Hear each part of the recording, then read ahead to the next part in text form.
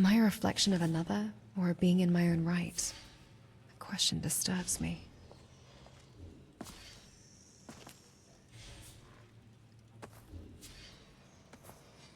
Craft your potions judiciously.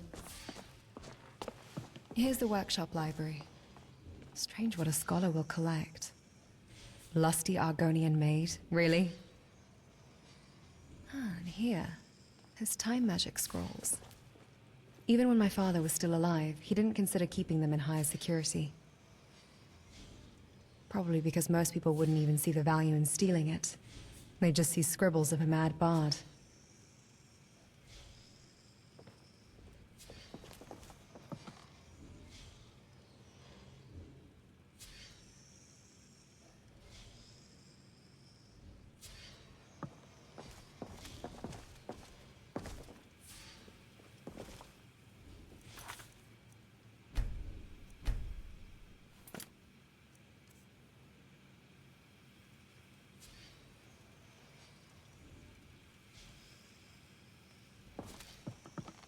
Yes?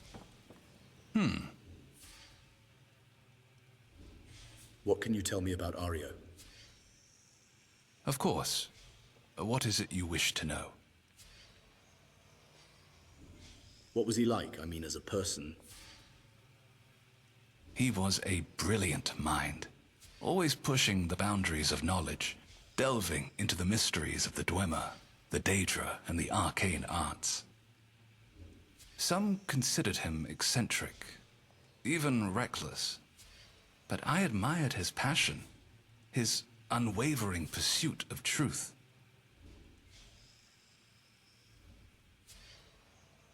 What was your relation with him? I was his apprentice, his protege. He saw potential in me, guided me on my own path of arcane discovery. He trusted me with knowledge and secrets that few others possessed, including the care of Ashe. What is Ashe exactly? That is a complicated question. One that Ashe must answer for herself in time. All I can say for now is that she is unique. But she seems so lost, so alone. She needs guidance, someone to... That is where you come in.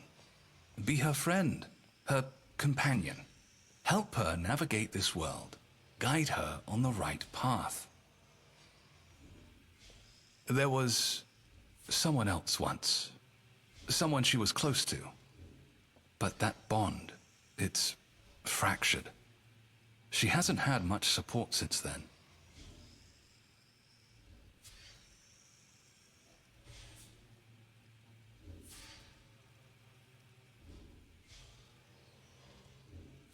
Ashe told me she had not witnessed her father's death, yet I saw her memories. That was not the case. Ah, fascinating. You interfaced with her memories through her MID, yes? That must be due to memory distortion. Over time, her memory banks have been corrupted, either consciously or subconsciously, to remove unpleasant thoughts. She probably harbors guilt about not being able to save her father when he died. Thus, she tells herself that she was not there for the event, and thus did not experience it. No experience, no blame.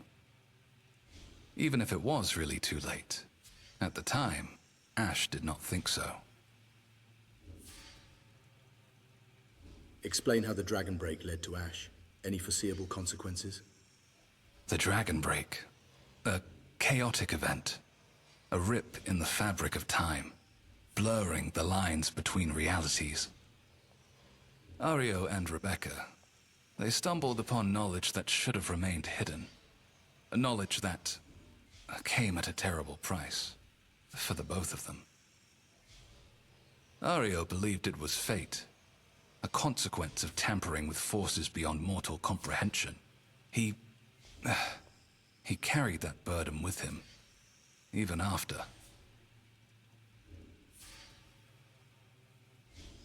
What about the time magic wielder, the one who wrote those notes? Gone.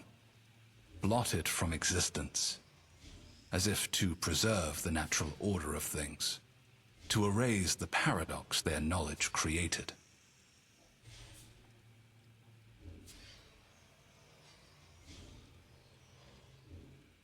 And Medius, he obtained those notes, didn't he? Yes, and it seems that knowledge came at a price for him as well. I sensed a darkness growing within him, a corruption that whispers of Daedric influence. I fear his end will not be a peaceful one. You know your way with destruction magic. Good. Explain how the dragon break led to Ashe. Any foreseeable consequences? The dragon... Aryo believed it was fate. A What about the consequence time of magic tampering with wielder, forces the one beyond who wrote mortal those notes? comprehension. Gone. Blotted from What about existence. Ashe? She was built As if using to that knowledge, wasn't preserve she? the Ashe. She is an enigma. A paradox. A being created with knowledge from beyond our reality. It defies the natural order, the very laws that govern our existence. Yet, she exists. Perhaps Akatosh, the dragon god of time, has made an exception for her. He sees that while Ashe was the result of the tempering of reality, she did not cause it herself. And it seems she might have a soul of her own. Just a theory, because only a partial soul trap, what Aryo achieved, would not be enough to power her body. Her soul gem reactor would need another soul portion. Whoever the source may be, it's safe to say the two fragments of the souls would intertwine and give birth to a new soul, a child of sorts. Whatever her fate may be, I theorize she will be the first and only of her kind. A unique creation, a testament to both Aryo's brilliance, despite the unforeseen consequences that befell him.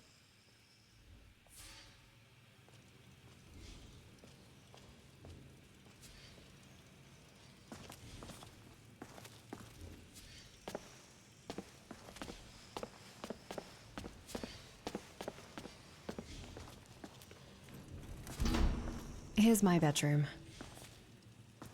This is where I spent most of my time. Father always encouraged me to explore my interests. He believed a well-rounded mind was essential, even for an automaton. The workbench is where I tinker.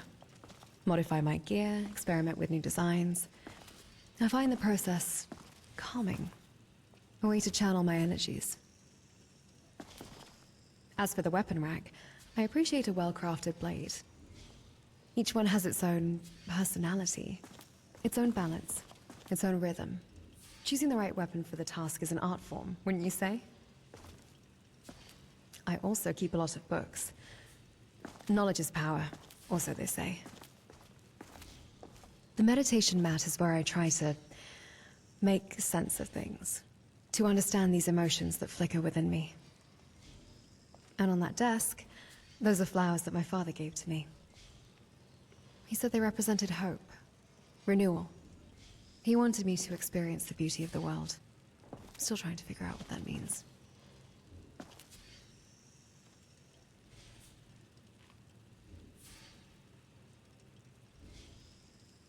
Alchemy, when done right, can provide a discernible combat advantage.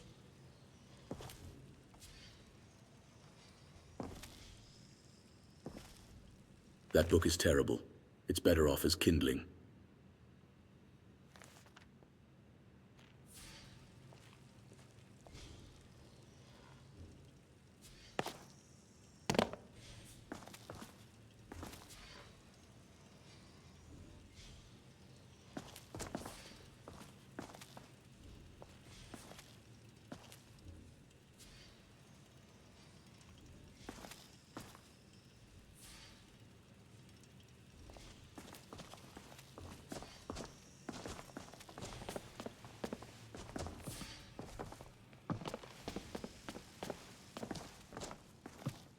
Here's the bedroom.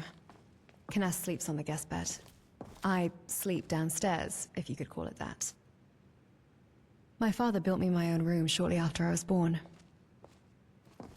But I can choose to sleep whenever or wherever I want, really. Lying in bed just adds extra flavor. As for this bedroom, this used to be my father's. If I were a typical baby, I would have been made here. But I was made downstairs. Don't know why my father wasn't able to conceive with... Wait a second. What's that painting? I've always wondered who she is. Looks a bit like me, but not quite. Aryo never mentioned anything about her mother. Just that he made me. I mean, you don't need two to make a construct. Just a soul gem, a madcap mind, and a veritable hoard of rare materials.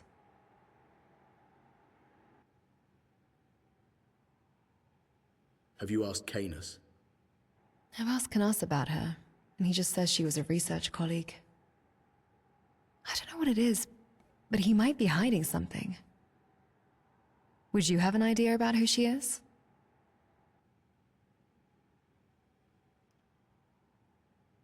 She's your adoptive mother. Oh. Hadn't thought about it that way. That is a possibility. Maybe she was both your mother and a colleague.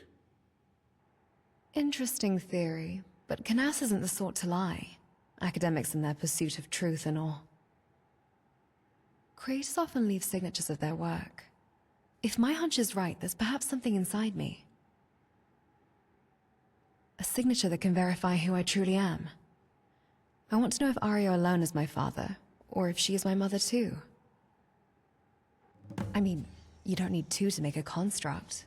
Just a soul gem, a madcap mind, and a veritable hoard of rare materials. All right then.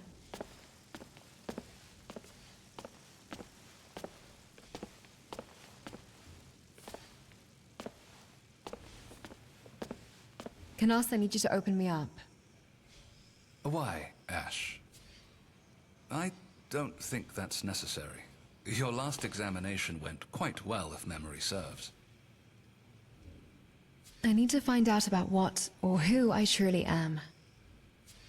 And who that woman is. I already told you, don't... Just do this, please. Fine. Lie down on your construction table.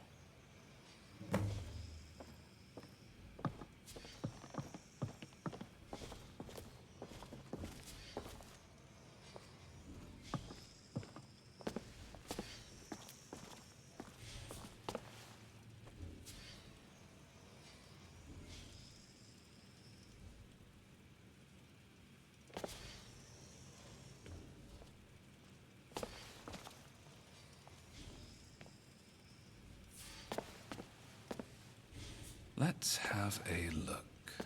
Around here lies a memory imprint device that houses Ashe's memories. It allows her to dream, in a sense, but on very rare occasions, those near her can experience her memories through unexplained soul gem magic. Hold a moment. What's this? There's a scrying device log attached to it. What could possibly be contained in... Oh dear. Divines, this won't end well. Time to wake up, Ashe.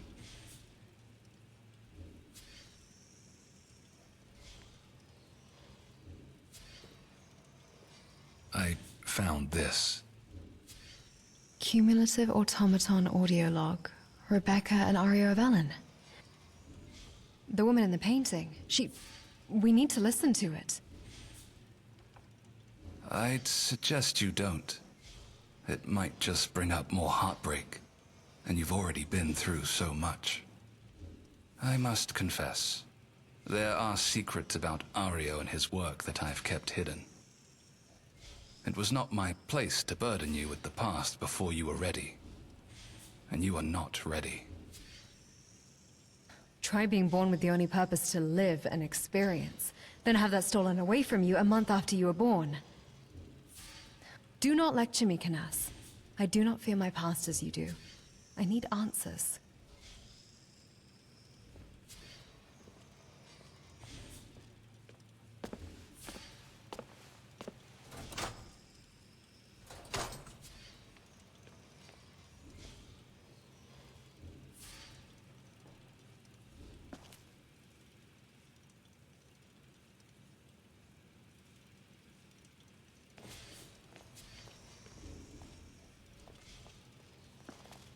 Greetings. Aryo, dearest, you do have a penchant for rambling when you get passionate. Cannot you simply get to the point without dallying? Look, here's what we'll do.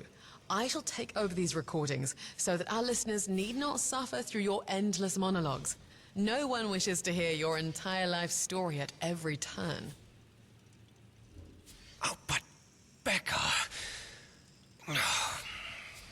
You may have a point. It's settled then. I've always wanted to use a scrying device anyway.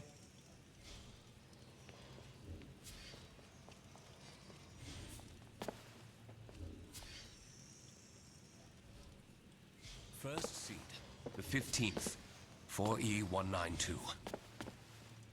Our research is progressing well. We hit a roadblock, but fate intervened. We stumbled upon the notes of a time magic wielder. Don't worry, we're not dabbling in forbidden arts. We're merely studying their findings, seeking inspiration for our own work. Stumbled, she says. As if she didn't masterfully charm them free from her old suitor's clutches. Hush, Aryo. Discretion is paramount in our field. Let's just say I acquired the notes through persuasion. And rest assured, they will be returned to Medius once we've gleaned the knowledge we need.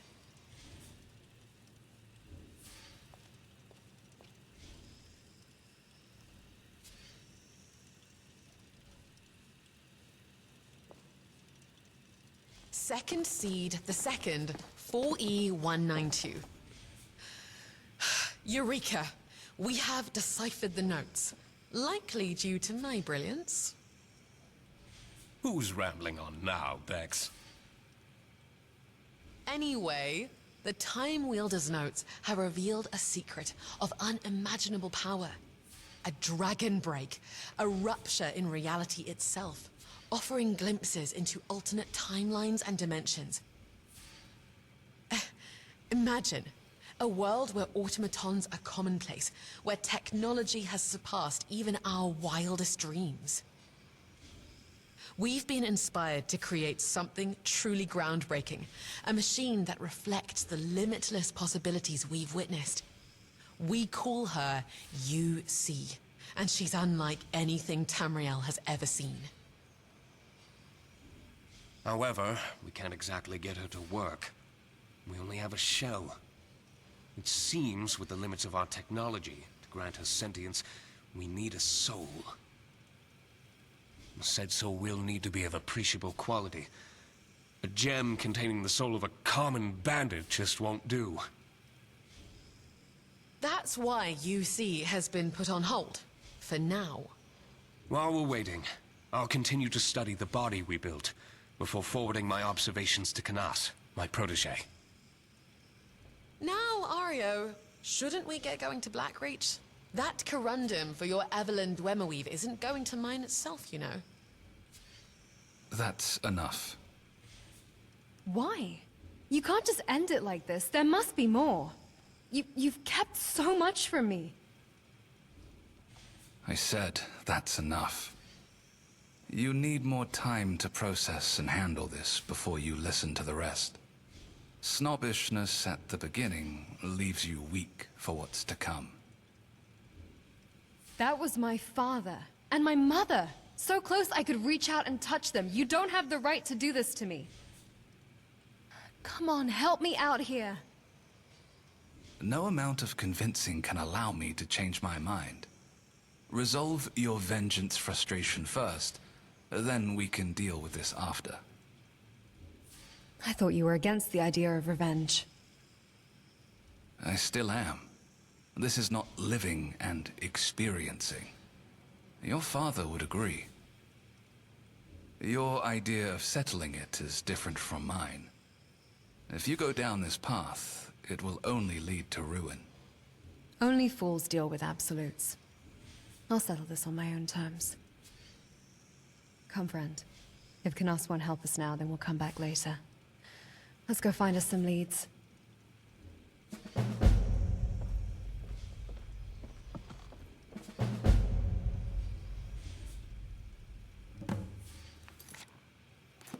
Your magicka reserves